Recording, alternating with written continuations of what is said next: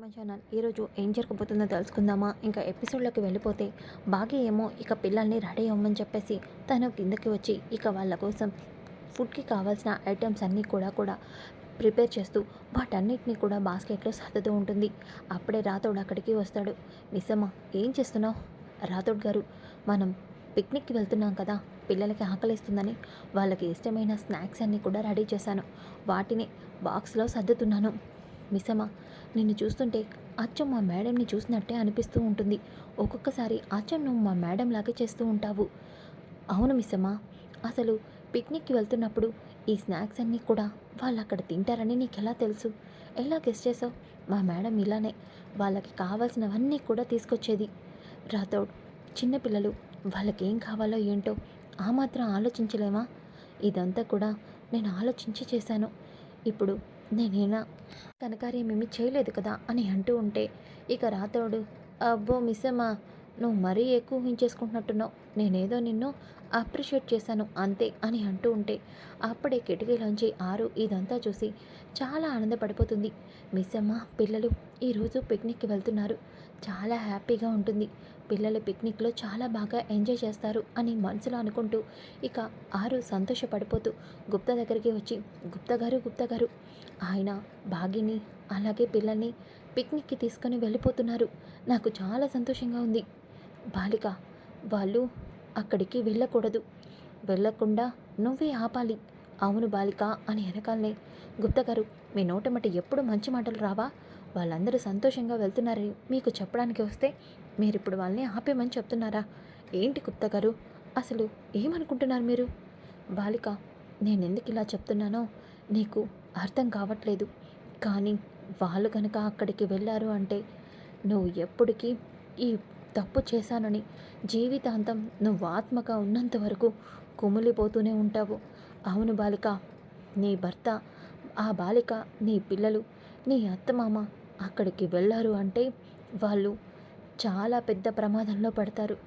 వాళ్ళు అక్కడికి వెళ్ళకూడదు బాలిక. అలా వెళ్తే వాళ్ళ జీవితాలే తారుమారైపోతాయి. అవును బాలిక, వాళ్ళు అక్కడికి వెళ్లకుండా నువ్వే ఆపాలి అని వెనకాలే ఆరు చాలా కంగారు పడిపోతుంది. గుప్తా గారు, మీరు ఇలా చెప్తున్నారంటే ఖచ్చితంగా ఏదో పెద్ద ప్రమాదమే జరుగుతుంది. ఏంటది? మను ఏదైనా ప్లాన్ చేస్తుందా, లేదంటే ఇంకేమైనా ఉందా? చెప్పండి గుప్తా గారు. చెప్పను బాలిక, అలా చెప్తే చాలా ప్రకృతికి విరుద్ధమవుతుంది. భవిష్యత్తుని ముందుగా నీకు చెప్పకూడదు అని వెనకాలే ఆరు, గుప్తగారు, ఇప్పుడు నేను వాళ్ళని ఎలా ఆపాలి? నేను ఆపడం నా వల్ల కాదు. అవును గుప్తగారు, ఇప్పుడు నేను మిస్ అమ్మతో పిక్నిక్కి వెళ్ళొద్దంటే ఎందుకు ఏంటి అని అడుగుతుంది.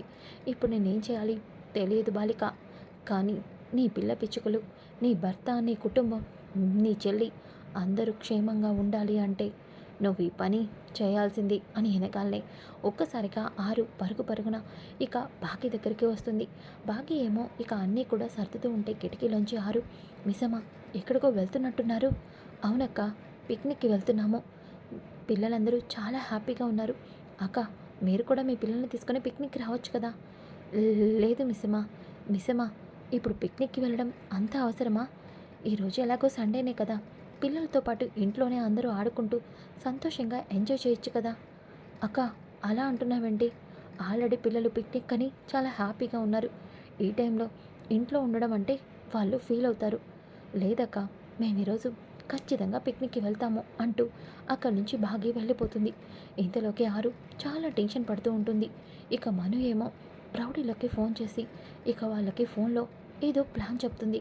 ఇక ఆ ప్లాన్ విన్న రౌడీలు, మేడం మీరు చెప్పినట్టే అలాగే చేస్తాము అని చెప్పి కాల్ కట్ చేస్తారు. ఇక మనోహరి, మిస్సమ్మా, అమర్ని పిక్నిక్కి అంటూ పిక్నిక్కి తీసుకెళ్తున్నావు, కానీ ఈసారి పిక్నిక్ అమర్ జీవితంలో చాలా పెద్ద ప్రమాదాన్ని సృష్టిస్తుంది.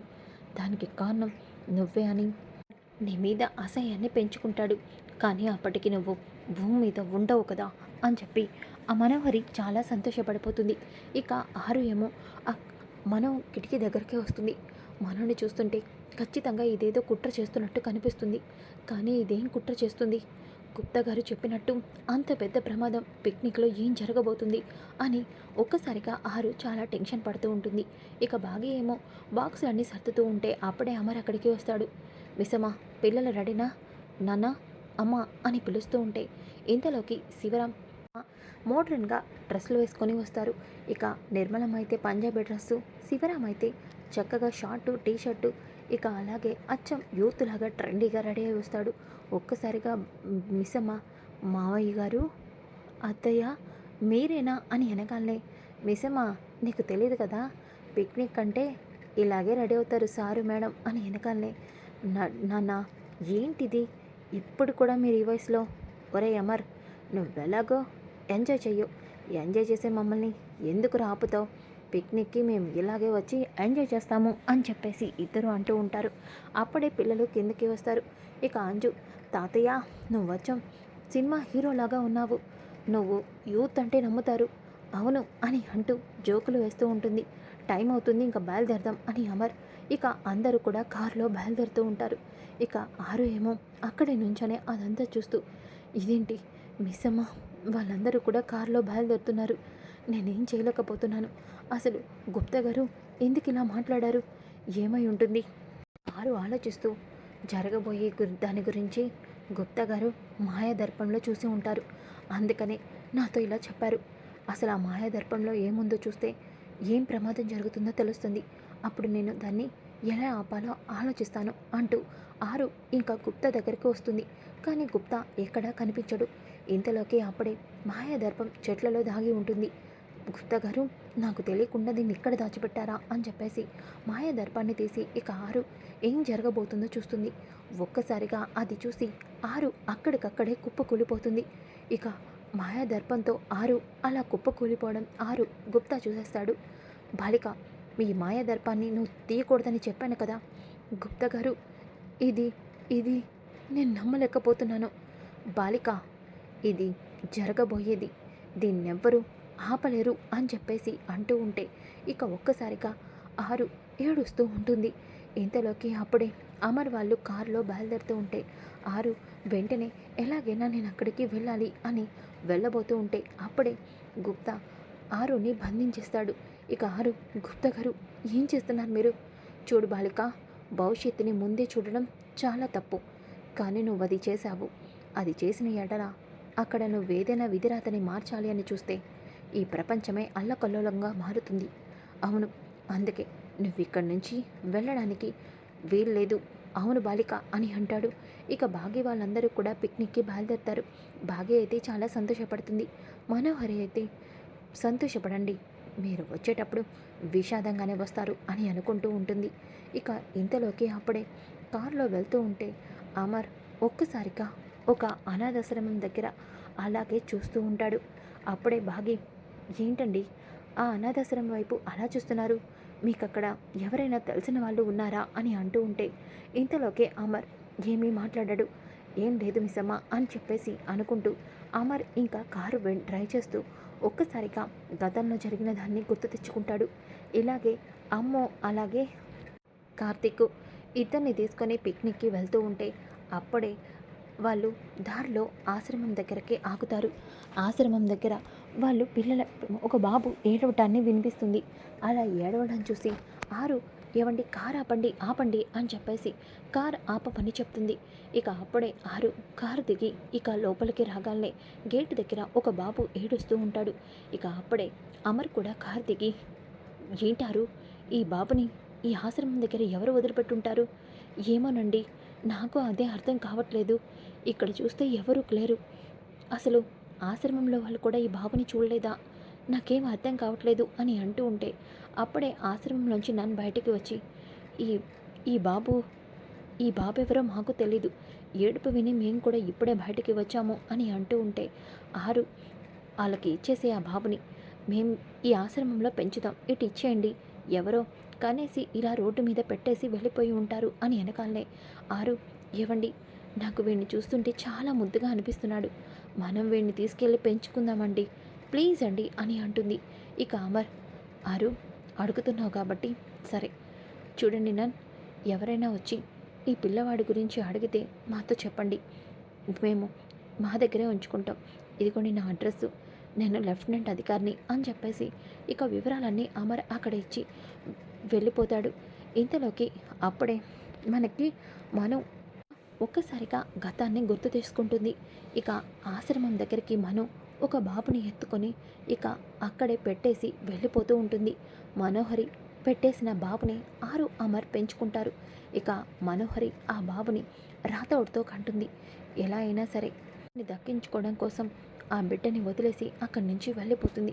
ఇక మనోహరి కూడా ఆ ఆశ్రమాన్ని చూసి ఒక్కసారిగా అది గుర్తుకు చేసుకుంటుంది. నాకు ఇష్టం లేనిది నేను అనుకున్నది సాధించడం కోసం ఏదైనా చేస్తాను, అవును అని చెప్పి మనసులో అనుకుంటుంది. ఇక అయితే చాలా ఏడుస్తూ ఉంటుంది. ఇంతలోకి పిక్నిక్లో పిల్లలందరూ కూడా చాలా ఎంజాయ్ చేస్తూ ఉంటారు. ఇక బాగినేమో ఎలా అయినా అమర్కి దగ్గర చేయాలని నిర్మలమ్మ, ఒరే అలా చూస్తావేంట్రా, నువ్వు కూడా మిస్ అమ్మతో పాటు వెళ్ళి పిల్లలతో ఆడుకో అని చెప్పేసి అమర్ని అంటుంది. ఇక డాడీ మీరు క్రికెట్ చాలా బాగా ఆడతారు కదా, మీరు కూడా మాతో ఆడండి ప్లీజ్ డాడీ అని వెనకాలే అమర్ కూడా పిల్లలతో కలిసి క్రికెట్ ఆడతాడు.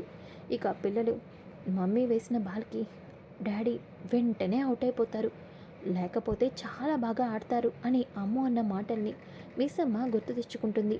అయితే నేను కూడా ఒకసారి బౌలింగ్ చేస్తాను, ఆయన నా బాల్కి కూడా అవుట్ అయిపోతే అప్పుడు నా మీద కూడా ఆయన తన భార్య మీద చూపించిన ప్రేమని చూపిస్తారని నాకు అర్థమవుతుంది, అవును అలాగే చేస్తాను అని చెప్పేసి ఇక అంజు నేను మీ నాన్నకి బాల్ వేస్తాను, నాకు బాల్ ఇస్తావా, "ఆ, సరే మిస్సమ్మ తీసుకో" అని చెప్పి బాల్ ఇస్తుంది.